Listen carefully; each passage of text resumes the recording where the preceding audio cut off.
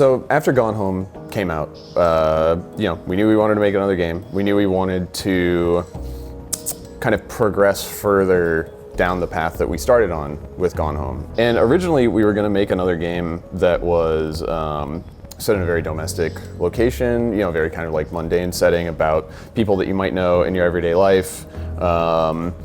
And the game is called Tacoma because it was originally going to be set in Tacoma, Washington. For a time, we were like, this will be interesting. We get to research a whole other time period and, have different people at different times in their lives experiencing different things and having different artifacts in their houses. And eventually that started to pall a little bit, and Steve actually had a hilarious flash of insight.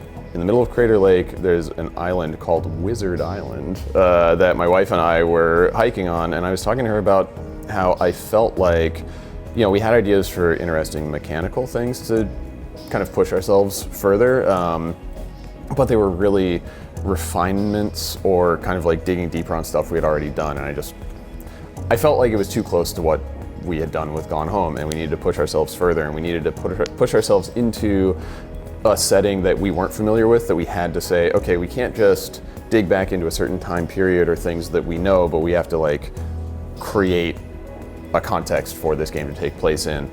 But we needed the isolation of, something like the house in Gone Home, where it's like, you're there alone, it's the middle of the night, you can't leave, you have to find out what happened by being inside this space. It could be an Antarctic base, it could be a ship that's set adrift at sea. It could be like a space station. My wife was like, space station's cool. I'm like, space station is cool.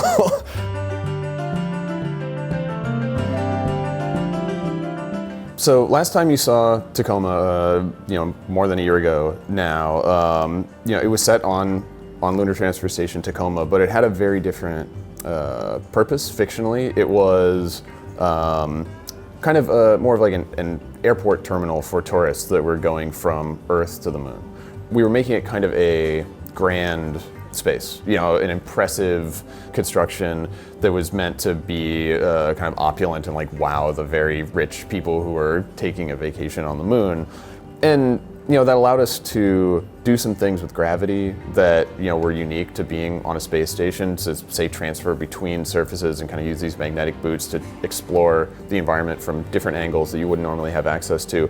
But it also meant that these had to be very kind of cavernous, grand spaces, which again aren't really what our games are about.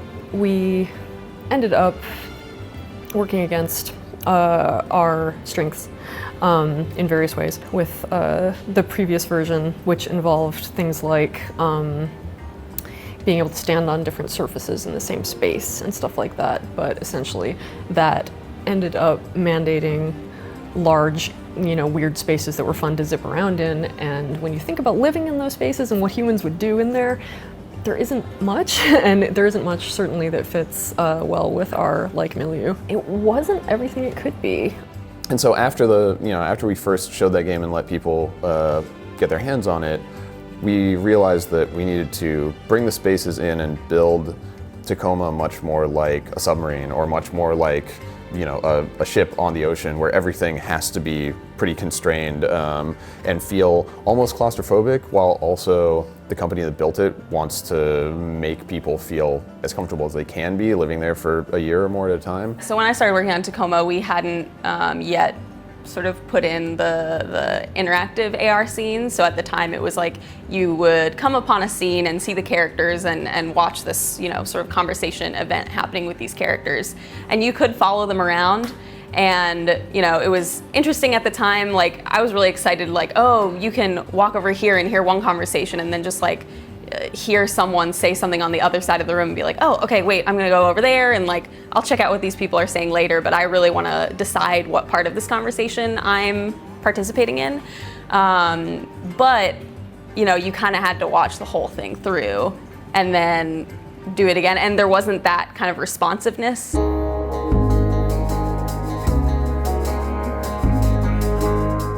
We have awesome friends in the industry who play test for us, and we really trust their reactions to things and totally steer by them in a lot of situations. And I'm pretty sure it was one of them who was just like, man, I really just wanted to have control of this. And we were like, oh, right. And from that, we really realized that we weren't pushing what we were doing far enough from what we had already done. We also realized that these characters and the three-dimensional digital recordings of them and what you could get out of being within those scenes had a whole game in it. Do you know what I mean? It sometimes you put something supplemental into your game and then you realize, wait, this is what the game is really about. Where now, you know, when you play an AR scene, you can kind of like be like, oh wait, I didn't hear that, and like rewind it a couple seconds and like try and take that moment in again and look at it in even more detail than I think you would if you knew you were just watching it sort of like from point A to point B. You have full control over it, so you're really engaging with this scene in a really granular way. And I think that level of agency over how you're participating in the story is really powerful. It's hard to make that call, and it's hard to get to the point where it was worth making the call, because you know you actually like improve the game, you make the thing be what it needs to be. But you know, when you're in a situation like that, you either have the option to say, well, let's just finish what we have, it's not what we know it could be, but we just gotta lock it down, or you make it part of the job to say, how can we support getting this thing to actually be what we know it needs to be.